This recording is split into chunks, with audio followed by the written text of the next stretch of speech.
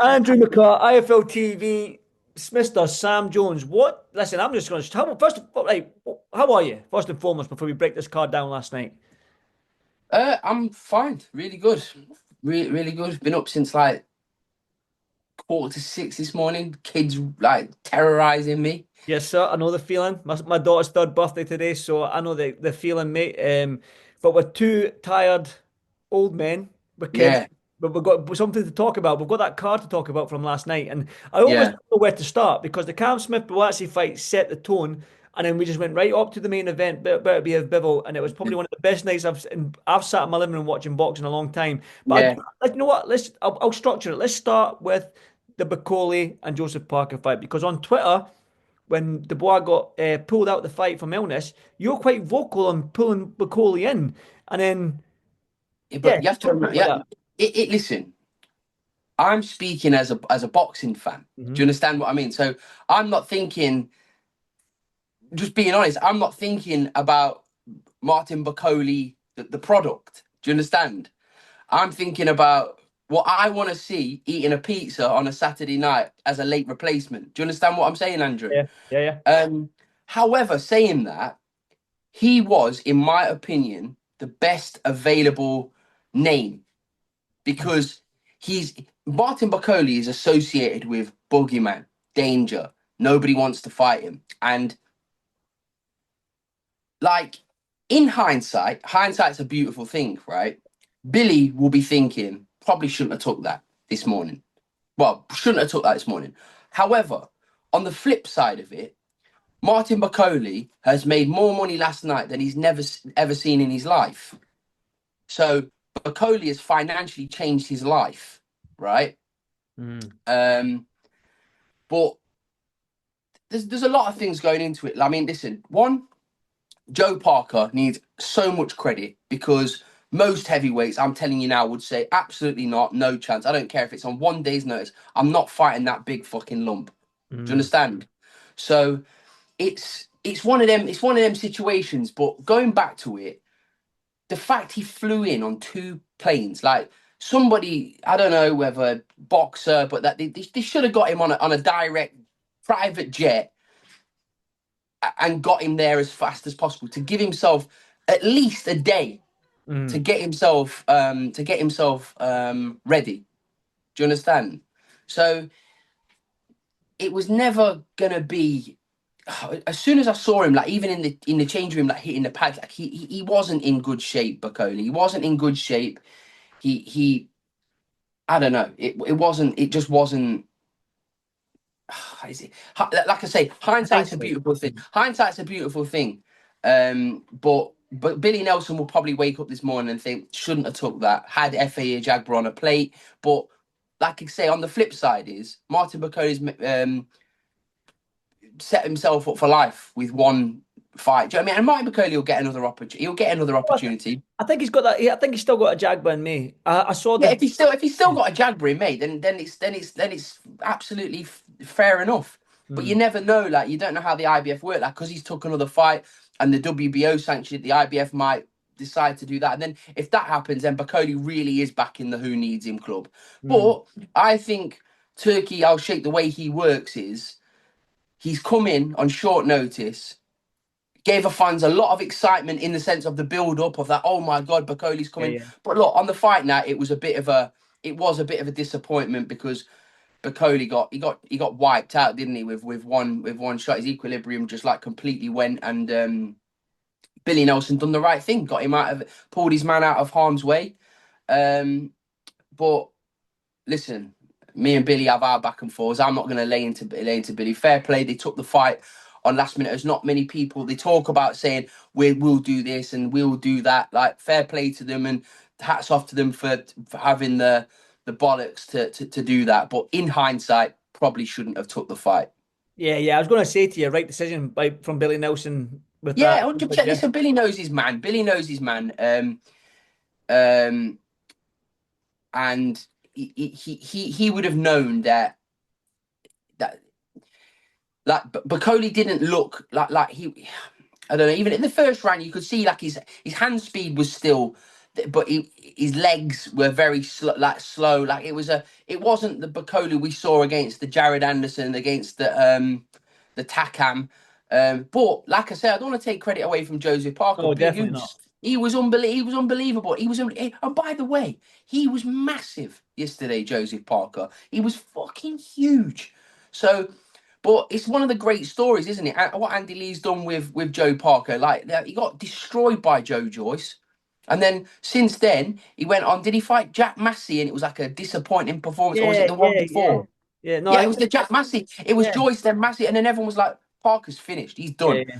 And then you look at the job they've both done together.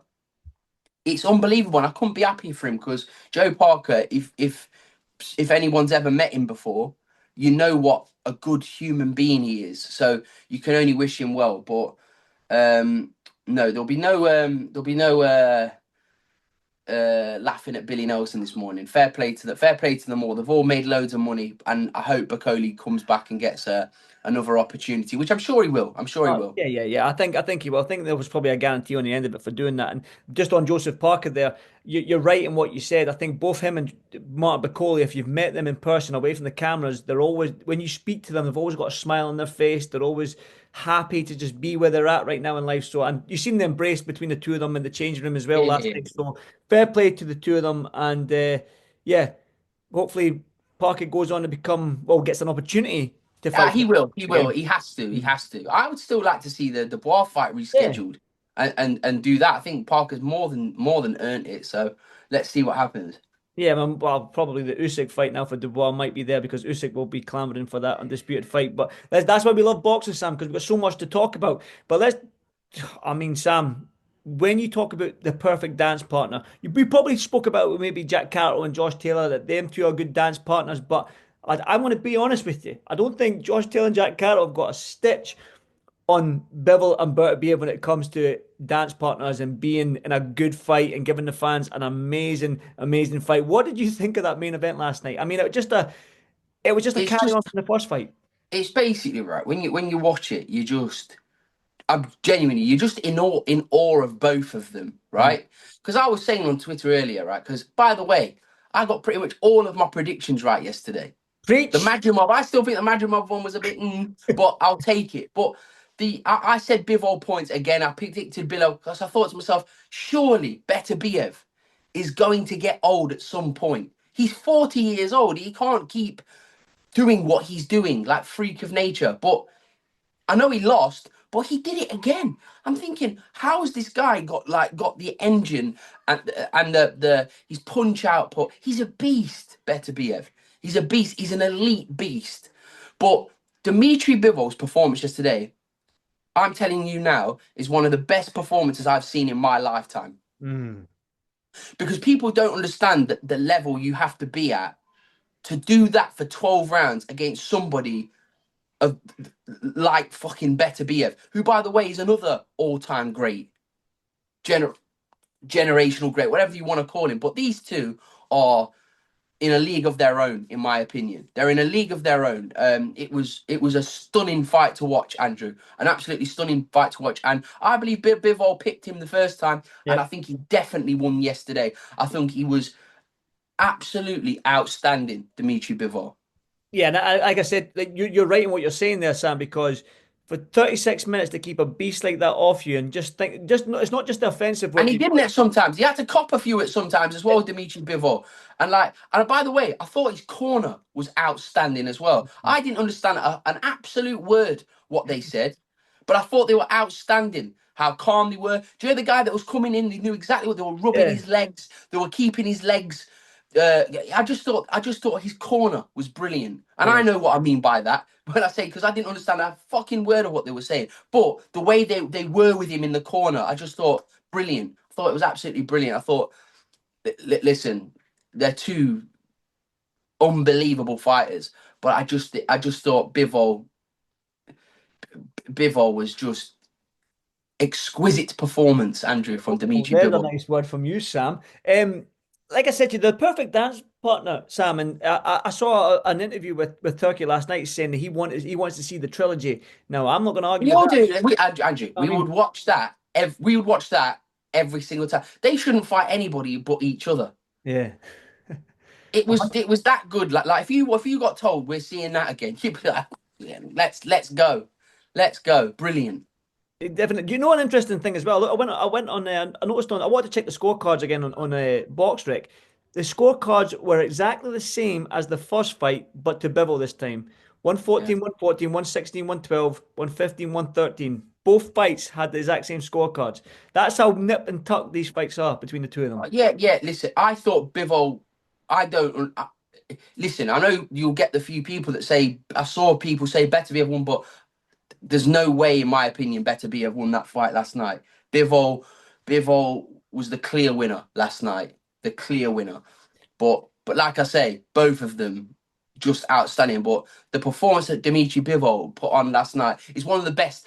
I'm saying from my perspective, it's one of the best performances I've ever sat back and watched in my whole lifetime. Again, what you mean, you know yourself when you get these undisputed fights and the rematches and trilogies, the world titles are held up and they're held for ransom basically. And you've got guys like the Cam Smith now had a good fight against Boatsi. He's put himself in Oh, position. You've got Benavidez as well, who's there, who's got himself in position with the WBC. So it's almost unfair for those guys not to get their shot. But I'd yeah, imagine, no. I don't. It doesn't have to be for undisputed if they yeah, trilogy. If they do a trilogy, it doesn't have to be for a trilogy. I'd like to see Callum Smith fight for a world title again. He deserves it because a lot of people were pipping Boatsi to beat Callum Smith last night. But I just think Callum Smith is one of the most underrated, most underappreciated fighters. Like his brother Liam, to be honest with you, like they're both underrated, underappreciated, but world level, brilliant fighter, Callum Smith. And by the way, Joshua Buatsi showed some serious stones in there. They both did. yeah, But Buatsi, every time he looked like he was going to unravel, because he did look like he was going to unravel a few times, he sucked it on, sucked it, sucked deep breaths, and he got straight back in there. It was an absolutely brilliant fight. What honestly, that fight could have sold out the Echo in Liverpool, Wembley Arena down in London, the 10, 12,000 people. That was a brilliant fight by two Brits. Brilliant fight. Loved it. Absolutely loved it. But Callum Smith, the clear winner. Um, I mean, I know people were clamoring for, oh, Yard should fight Callum Smith. I disagree. The fight to make is Buatsi against Yard. yeah. That is the fight that you should make next between those two. That's the fight. Lyndon Arthur, I know he's got to fight Lyndon Arthur, and he's got to come through that first because it's one apiece there. But if he does, that's the fight to make. I'd like to see Callum Smith fight for a world title and maybe fight the winner of Buatsi and Yard again. Because listen, no one would mind seeing that fight again because that was absolutely tremendous. That I tell you what, that fight as well really set the tone at 5 o'clock in the afternoon, half Oh, in the afternoon. and what did we get? What did we get after that? Caballel Now against and Zhang. young. Um, Zhang, like what I said, I fancied Caballel big, big in that fight. Um, Zhang's a 3 round fight. He's a 3, 4 round fight. He's dangerous for the first few seconds of the first round. He's a ferocious. He's a world class puncher, Zhang, but not much else. Do you know what I mean? He's a world class puncher, and he's dangerous. Like even when he was out on his feet, knackered, he managed to clip Caballel, but Caballel just battered him, Mm. and Zhang. I don't want to say quit, but like he just didn't want any more, did he? Like he was taking an absolute hiding. But Caballel's he's a little problem. Caballel, he really is. It's the body. Like when you look at heavyweights, right? And a lot of heavyweights, 90% maybe, yeah, 90% of the time they just go headshots. Not many of them throw as many body shots as Caballero. And you've seen that in the Sanchez fight, you've seen that in the Akhmadaliev fight and the Zhang fight that he Any heavyweight, goes through the Andrew, body. any heavyweight with that kind of punch output is a fucking nightmare to Mm. fight. Ask any heavyweight. But Caball's strong. He's compact. He's a good punch. He's not a one punch knockout artist, but he's a strong puncher and he's a terrific body puncher. And he just battered Zhang last night. Absolutely battered him. I tell you what, he's when you talk about the boogeyman of the heavyweight division, he might be the next one. He is. He is. You're not going to look at no heavyweight's going to look at that and think that.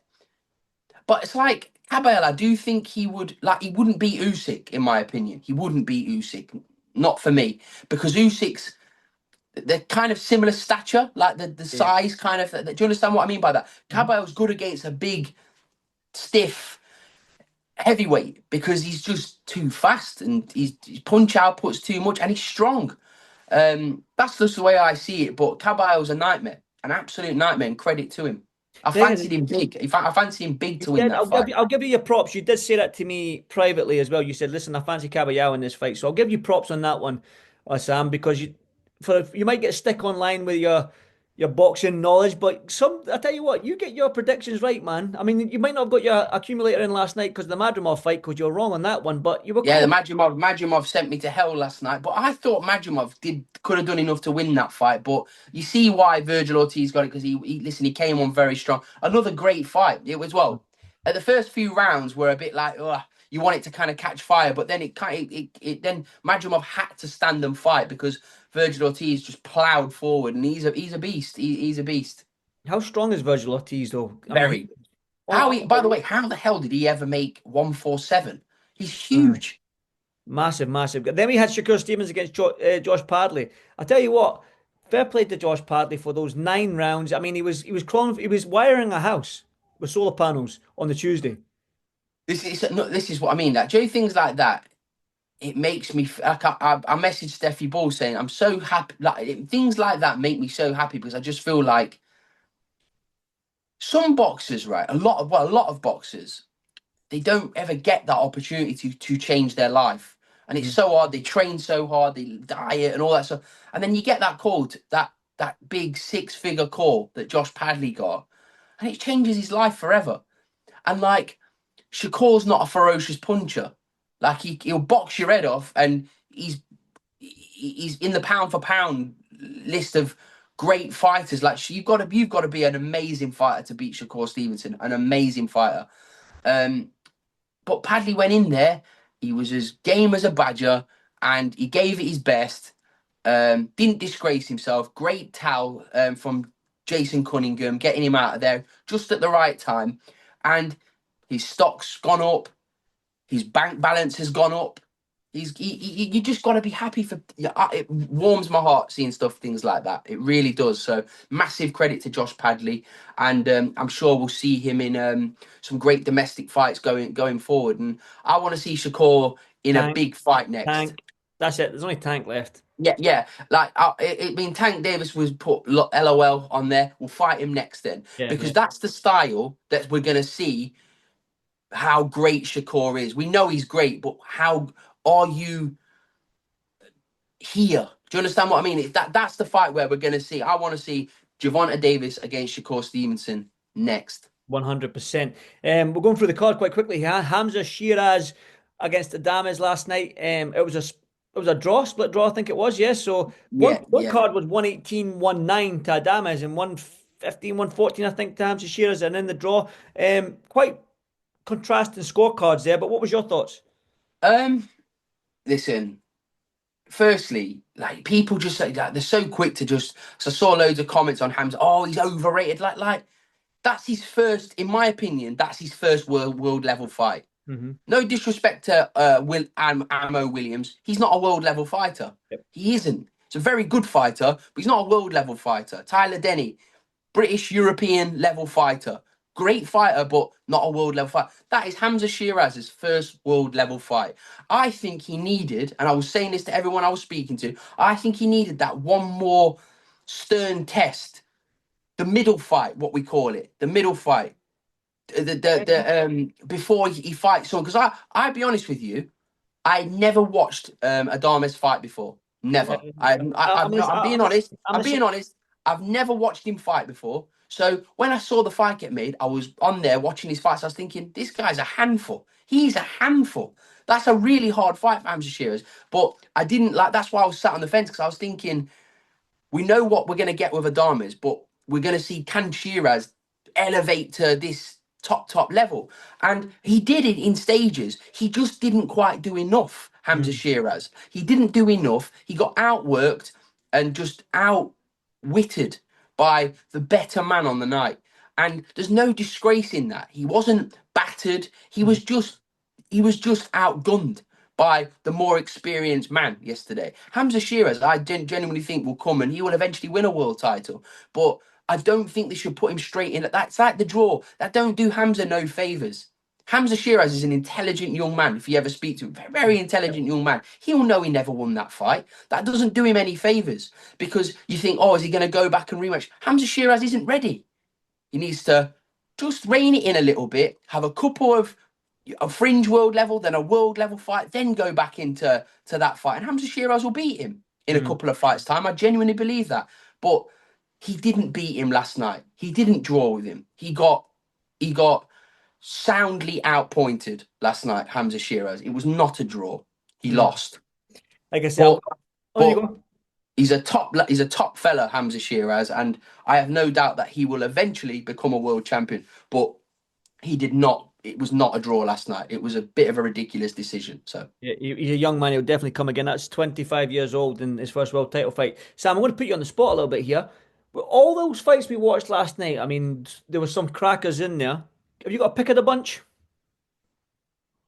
it's a toss up between Bawatsi and Smith for Bivol Beterbiev, but for the level, it's the main event stole the Yeah, show, in my opinion, just because of the absolute. You cannot get a, a more elite contest than that. yeah. But to watch Callum Smith against Boazzi, like you think, oh, it's the war of the night, like it was edge of your seat stuff. It was absolutely brilliant to watch. But I just think if you're asking me like for the level, better be a Bivol. Oh, exquisite match. Exquisite match. Sam, one quick one then, since I didn't manage to grab you at the end of last week when Catterall fought Barboza. We're Yeah. a week on from there now. Bit a tough one for Jack. I mean, he was there, but yeah, just want to get your reaction to it a week on from that. Look, I thought Jack won the fight. Genuinely, I said to him, and Eddie did. We all thought the front row. We thought he's done just enough to win this fight, right? And that's without the knockdown that I believe should have been a knockdown. Listen, the rules state if a glove touches you, it's on the floor. It's like when Regis Prograde dropped Jack. It wasn't really like a. It was a. His feet was kind of tangled up. He was off balance, but it doesn't matter. If the glove touches you, it's a knockdown. They're the rules. So clear knockdown. That changes the fight. Then Barboza's thinking, I'm behind on the cords. I need to force the fight. And then he walks onto shots. It changes the dynamics of the fight completely. But in looking back on it, Jack wasn't firing on all cylinders. Still believe he won the fight, but it wasn't Jack's best performance. It just wasn't. He just didn't do enough. What he didn't do, Jack should have done more because I'm not taking nothing away from Barboza. Listen, I wish him all the best. I hope he makes loads of money. Hope he gets the Lopez fight. But Jack should be beating people like Barboza, and Jack knows that as well. And I hope we get. I mean, his dad came over and said we'll run it back. So if Barboza gets elevated to champion, or if he ends up fighting Lopez, fair enough. But then we can run it back. But ultimately, like what Eddie was saying, is like, oh, Jack can have a comeback fight, or he can go straight into. Jack just wants to go straight back into a big fight. So expect a huge return from Jack Catterall early summer, July. I would say July time, August at the absolute latest. You'll see Jack Catterall back in a massive fight, massive meaningful fight. You mentioned that Jack wasn't firing on all cylinders. Can you pinpoint as to why he wasn't He firing just on? he just didn't like the second phase attacks. Like he was just because of Barboza's style as well. Because Barboza, in my opinion, didn't do enough. Like it was not a great fight to watch. It wasn't a great fight, and it didn't really catch fire. But I just think Jack landed all the meaningful shots in the fight. I thought he landed all the meaningful shots in the fight, and Barboza was just kind of pinching it here and there. Like he was pinching it in there. But like I say, you see how Jack takes the loss. Like Jack thinks he won the fight. We think he won the fight, but Jack's like, it was a close fight. He got the nod. Fair play to him. Like you won't see excuses from Jack. It was just simply, it wasn't Jack's. Jack didn't get the rub of the green that night. We know which he knows he's all too familiar with, which we won't go into, Andrew. But Jack will be back. Jack will be back, But you mentioned bigger and better than ever. I seen your TalkSport interview with Simon Jordan, and you mentioned the. Oh, you're going sideways there, yeah. And you mentioned the Taylor trilogy. And then Simon Jordan basically said, "Oh, we've been there, we've done that." But is there appetite for that trilogy? Listen, Jack is one of those people that if the fans say they want to see that fight, I mean, I asked who they want to see in the Queensberry matchroom 5v5. Pretty much all of them were saying Catterall Taylor. We would do that fight in a heartbeat, no problem. It's if Josh wants it. We personally think Jack's 2-0 up in the fight. If Josh wants to fight it, then fine. But if it never happens again, no problem. It is what it is. It is what it is. Jack's, in my opinion, has shown on 2 occasions he's a better fighter than Josh Taylor. And Josh has a big fight himself. He's got a Echo Esserman in May, which he's got to come through because Echo, that's the biggest night of Echo's life. He's got to get through. He's got to get through that fight first. But if he does, and he wants to fight Jack, and Jack wants to fight Josh, and Tom Grant fancies the fight, and we decide it's the right thing to do, then absolutely we'll give the fight because the second fight was a banger, wasn't it? So yeah, I don't see any reason why a trilogy can't happen. Yeah, you say this boxing world's crazy, as we've just spoke about there, with all these fights that are getting made with There's Riyadh. loads of fights for Jack. There's loads of fights for Yeah. Jack. I mean, like, I know people were clamoring Dalton Smith fight Dalton Smith, but Dalton Smith's not going to fight Jack. We've got loads of respect for Dalton, and Dalton's in a great position. So I don't think he's going to risk his position and give Jack Catterall a free shot at the mandatory for the WBC title. 'Cause it's not smart on their part. Like, if I'm managing Dalton Smith, I'm not fighting Jack Catterall, not a chance. And Definitely. then, but there's Liam Parrow, there's Cambosis, any of them, Jack would fight, no problems. It's a good division to be in. Like I said, there's plenty of fights out there for Jack, and yeah. Jack could listen, 140, 147. Jack will fight anybody in both of those divisions. Listen, it's like I said, it's tasty this year. We're only into February and we've had some great fights already coming in to this 2025 year, and there's going to be plenty more to talk about, Sam. But I know you've got young kids, and I know you're enjoying your downtime speaking to me before you go Oh, back. this is unbelievable. Do you want to carry on a bit longer? I'm the same. I don't want to leave this room I'm in right now. I'm hiding away in here. But yeah, I know you enjoy your wee half an hour with me, but get back to being the best dad in the world, or second best dad in the world behind me. And Don't mind losing to you, Andrew. No problems. thanks very much, Sam. Thanks very Are much. you Listen, coming to? Are you coming to Altrincham? Are you coming to Altrincham? yes, I'll be there. I'll be there at the end of March. I'll be there, mate. Good, so Pat good Brown. card. Good card. We've finally Great got focus. Cameron Von against Jordan Flynn, Mark Dickinson against Reese Farnell. I'm just prolonging the interview, you see. Yeah. I Pat know what Brown you're makes doing. his debut. 2,000 tickets sold. Never been done before. Professional debut. Let's go. Let's go, Sam. Listen, thank you so much. Enjoy the rest of your Sunday, mate, and I'll see you very, very soon. Take care, Andrew. See you in a bit, mate. Thank you, champ. Cheers, mate.